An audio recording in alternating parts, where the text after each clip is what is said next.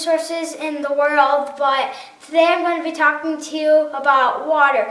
Water is most important because no life on Earth would survive if water wasn't there.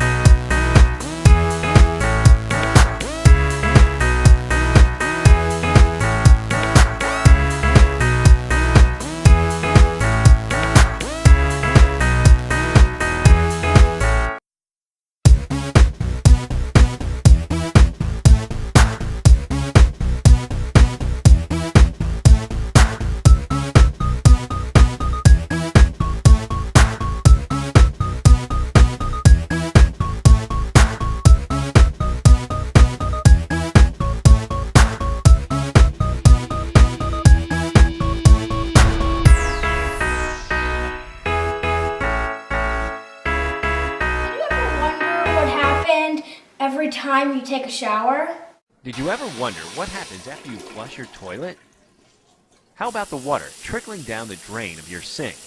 Far above the surface of the earth, water molecules change from vapor to liquid and fall to the earth as rain. After treatment, the cleansed water is released to a lake, stream, or river, where it flows toward the Chesapeake Bay and the ocean. It will be used again by other people along the way for irrigation, by industry as drinking water, or it will evaporate into the atmosphere and return again as rain in some other part of the world. Did you ever wonder what life would be like if we didn't have access to water? Nearly 1 billion people live without clean drinking water. It's happening all over the world, especially in developing areas of sub-Saharan Africa, Southeast Asia, and Latin America. When they're thirsty, they can't just turn on the faucet for a nice cold glass of water. They don't have a faucet. Instead, the women and children go off to collect water. Many walk up to 3 hours a day to the nearest swamp, pond, or river to gather water that's been sitting out in the open, exposed to all kinds of germs. Time spent gathering water is time they can't spend learning to read, write, earn an income, or take care of their family. Some women in sub-Saharan Africa spend more time collecting water than any other activity they do in the day.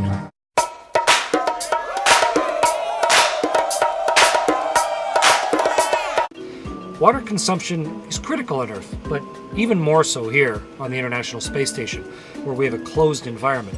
From washing ourselves to making our coffee, or even when we sweat, the water that gets expelled is collected into a purification system, and we reclaim about 93% of all the water on board. Definite soapy water here in space. Mix it up. Well, that's some on the outside apparently. Water used to be delivered in water-filled bags like this one. We brought them up on space shuttles and, of course, all of the visiting resupply vehicles. But since 2010, we've got a system on board that can purify the water real time. You don't have to take it out and store it in bags. We have filters and a keg-sized distiller that spins to create artificial gravity and move the wastewater along. And with it, we can recycle about 6,000 liters of extra water for the station each year. We even recycle our urine. Ew! But before you cringe at the thought of drinking your leftover wash water and your leftover urine, keep in mind that the water that we end up with is purer than most of the water that you drink on a daily basis at home. That makes the International Space Station its own self-contained environment. That's a critical step towards living for long periods off of planet Earth.